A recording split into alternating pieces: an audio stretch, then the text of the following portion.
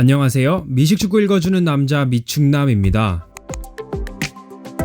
오늘은 제가 가장 보기 좋아하는 선수 중에 한 명인 구독자분들이 많이 요청하셨던 알빈 카마라 선수에 대해서 이야기해볼까 합니다.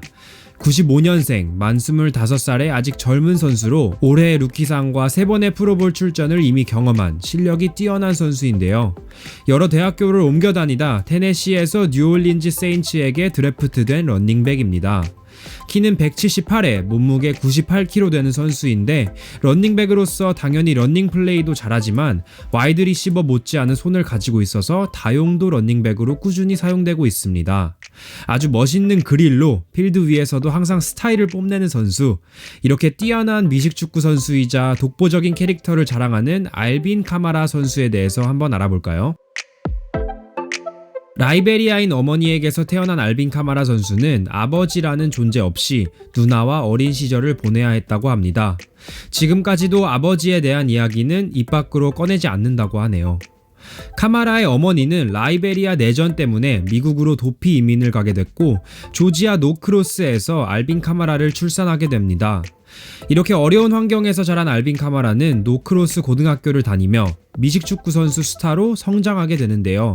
이 활약은 11학년, 한국 나이로 고등학교 2학년 때 시작됩니다. 그해 런닝백으로서 1300 러싱야드와 17개의 터치다운을 기록하는데 이 좋은 시즌을 바탕으로 그 다음 해인 막학년 2012 시즌엔 2264 러싱야드와 26개의 터치다운 그리고 22개의 리셉션 캐치까지 기록하죠. 이렇게 카마라는 다양한 모습으로 팀의 역대 첫 번째 주대회 챔피언십 트로피를 가져오고 여러 대학팀 스카웃들의 관심을 한몸에 받기 시작합니다. 247 컴포짓 랭킹은 알빈 카마라를 고등 미식축구 선수 중 1등 다용도 런닝백으로 뽑았고 미식축구 레벨이 굉장히 높은 조지아주에서 5위, 6위 안에 드는 선수로 인정받기 시작한 거죠. 카마라는 이미 11학년 때 시라큐즈라는 대학교에서 미식축구 장학금을 오퍼받았다고 들었습니다. 하지만 카마라는 12학년 훨씬 더 발전된 실력을 보여주며 결국에 미국에서 가장 뛰어난 런닝백들만 모인다는 닉 세이번 감독의 알라바마 대학교로 진학하게 되죠. 하지만 알빈 카마라의 알라바마 경험은 실망 그 자체였습니다. 1학년 전 프리시즌에 무릎 수술을 겪었고 데릭 헨리, TJ 엘든, 그리고 캔년 드레이크 이 세 선수들과의 주전 경쟁에서 살아남지 못하고 1학년은 레드셔트 하게 되죠. 참고로 위의 세 선수들은 모두 다 프로 무대를 밟게 됩니다. 알라바마에서 주전 런닝백으로 뽑히게 된다면 프로 진출은 거의 확정이라고 보면 되는데요. 물론 카마라는 이때까지만 해도 전통적이었던 알라바마의 런닝백의 틀을 깰 만한 포텐을 가지고 있던 선수였습니다. 라인 안으로 또 밖으로도 뛸 수 있는 데다가 리시버로도 활용이 가능하고 리턴맨으로도 훌륭했기 때문에 세이번 감독이 쓸 자리는 많았겠죠. 하지만 결국 카마라의 발목을 잡은 건 행실의 문제였습니다. 아무리 찾아봐도 자세하게 무슨 일이 있었는지는 알 수 없었는데 경기 출장 정지를 2번이나 먹었다고 하네요. 이때 카마라는 정지가 풀릴 때까지 기다리지 않았습니다. 캔자스에 있는 허친슨 커뮤니티 칼리지라는 작은 대학교로 편입하게 되죠. 여기서 카마라는 레드셔트 1학년으로 경기 평균 135 러싱야드를 기록하며 시즌 총 1211야드와 18개의 터치다운을 기록하게 됩니다. 물론 패싱 게임에서도 중요한 역할을 맡아 계속해서 뛰어난 다용도 런닝백의 모습을 보여줬죠. 작은 학교인 허친슨은 작은 리그에 있었기 때문에 카마라는 필드를 압도하며 바로 빛날 수 있었고 이렇게 다시 폼을 되찾게 된 카마라는 5성급 평가를 받으며 테네시와 조지아 대학교에서 러브콜을 받습니다. 그리고 카마라는 결국 테네시 볼런티어스, 다시 큰 대학 리그에 있는 학교로 편입하게 되죠. 카마라는 2015년에 테네시에 편입해 볼런티어가 되어 2시즌을 보내게 됩니다. 알라바마에서의 레드셔트 시즌 그리고 허친슨에서의 레드셔트 후 1학년 시즌을 보내고 이제 레드셔트 2학년과 3학년 시즌을 테네시에서 보내게 되죠. 테네시에서 카마라는 부치 존스 감독 밑에서 열심히 뛰기 시작합니다. 존스 감독은 카마라를 사용할 때 전형적인 런닝백으로 사용하지 않았습니다. 카마라의 캐칭 능력이나 리턴 능력을 감안했을 때 필드에서 쓸 수 있는 곳이 굉장히 다양했기 때문이죠. 하지만 이 이유로 인해 카마라는 제일른 허드 선수와 런닝백 스냅들을 나눠 가져야 했고 허드 선수가 대부분 선발로 경기에 먼저 들어오게 됩니다. 이렇게 카마라는 테네시 선수로서 필드에 나왔던 24개의 경기 중 8경기만 선발로 출전하게 되는데, 이 불리하다면 불리할 수 있는 조건에서도 굉장히 좋은 활약을 계속해서 펼쳐나갑니다. 첫 해엔 웨스트 캐롤라이나를 상대로 테네시 역사상 단 2번째로 러싱 터치다운과 펀트 리턴 터치다운을 기록한 선수가 됐고, 시즌 통틀어 한 러닝 플레이당 6.5야드, 그리고 팀 내에서 리셉션은 2번째로 많은 34개를 기록하게 되죠. 그 다음엔 작은 부상으로 2게임 정도를 결장했음에도 불구하고 600 러싱 야드와 400 리셉션 야드 가까이 기록하며 계속해서 굉장히 생산적인 퍼포먼스를 보여줍니다. 특히 텍사스 A&M과의 경기에선 127 러싱 야드, 161 리셉션 야드와 총 3개의 터치다운을 득점하며 얼마나 위험한 선수인지 대학 리그에 널리 알렸죠.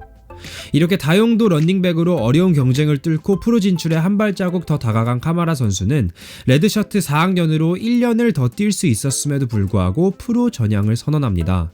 이로써 드래프트에 진출하게 되고 NFL 팀에게 일찍 뽑히길 기도하기 시작하죠. 컴바인에서 잰 카마라의 피지컬과 기본적인 운동신경에 대해 말씀드리면, 키는 178에 몸무게는 93kg, 40야드 대시는 4.56초로 그렇게 빠르지 않은 기록이었습니다. 서전트는 정확히 1m였고 제멀은 3.3미, 그리고 100kg 벤치는 15번 들었죠. 좋은 기록들이지만 그렇게 뛰어난 기록들은 아니었는데, 한 가지 비교적 대단했던 건 컴바인 중 모든 선수들이 12분 동안 보는 IQ 테스트 비슷한 원더릭 테스트에서 50점 만점에 24점을 기록하며 런닝백 중에 가장 높은 점수를 받았다는 사실입니다. 물론 하버드를 나온 라이언 피츠패트릭 선수같이 9분 만에 48점을 받은 만큼의 파급력은 아니었지만, 보통 쿼터백에게 최소 20점 만의 점수를 요구하는 걸 보면 런닝백에겐 꽤 높은 점수였죠. 이렇게 알빈 카마라는 컴바인을 마치고 2017 드래프트 3번째 라운드에서 뉴올린즈 세인츠에게 뽑히게 됩니다. 포넷, 맥캐프리, 쿡, 그리고 믹슨 선수 다음 5번째 런닝백으로 뽑혔죠.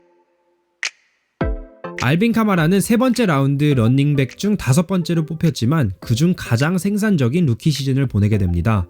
2017 시즌은 마크 잉그럼 선수와 같이 런닝 플레이들을 책임지며 항상 그랬듯이 다용도로 사용됐지만, 예전과는 조금 다르게 패싱 플레이에서 더 많이 사용됩니다.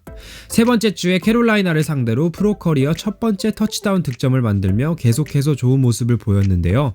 원래는 리턴맨으로도 사용되다 아마 카마라의 뛰어난 실력을 점차 알아가게 된 페이튼 감독은 공격 스냅에만 집중시키도록 만든 것 같습니다.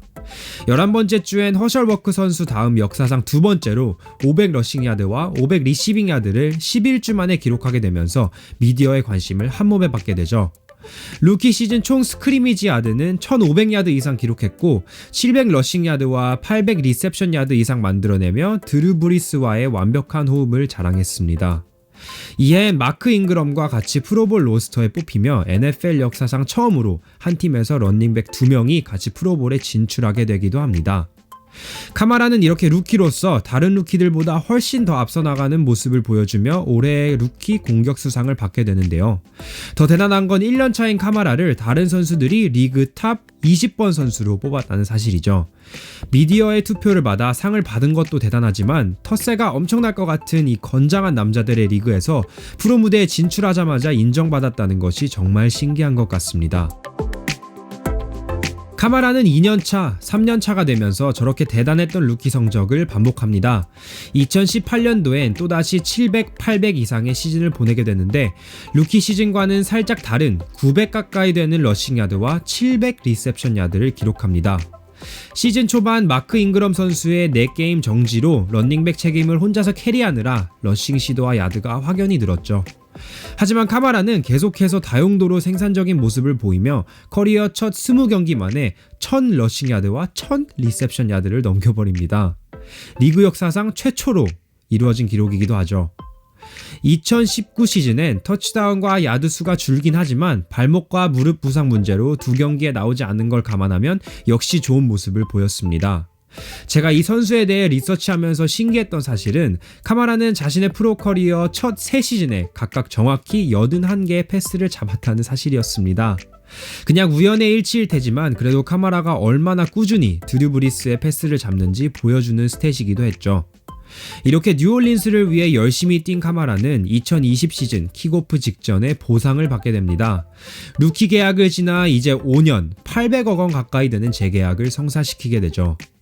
이번 시즌 카마라는 큰 돈을 보장받고도 계속해서 좋은 성적을 올리고 있습니다. 지금 12경기를 뛴 상태에서 부상만 당하지 않는다면 러싱 야드와 리셉션 야드 두 종목에서 전부 800야드 이상 기록할 가능성이 굉장히 높죠. 뉴올린즈도 정말 좋은 시즌을 보내고 있는데 플레이오프 버전의 카마라를 보는 것도 흥미로울 것 같습니다. 이번 시즌 제가 라이브로 봤던 그린베이와의 경기에서 나온 카마라 선수의 캐치 후 52야드 런은 정말 입을 떡 벌어지게 만드는 장면이었습니다. 이렇게 카마라는 캔자스시티 리시버들이 지니고 있는 뛰어난 스피드보단 저세상 균형 감각과 영리한 플레이로 상대팀을 무너뜨리고 있는데요. 블락커들을 잘 활용할 줄 알면서 미스 태클을 많이 유발하는 민첩성을 가지고 있는 선수입니다. 또한 이 선수는 필드 위에서 긴 드레드 헤어스타일과 헤드밴드 그리고 순금 그릴까지 스타일로도 많은 볼거리를 주는 선수인데요. 에어헤드라는 캔디를 정말 좋아해서 게임마다 먹고 팀 동료들에게 나눠주기까지 한다고 합니다. 아주 마케팅하기 좋은 캐릭터이기도 한 것 같네요.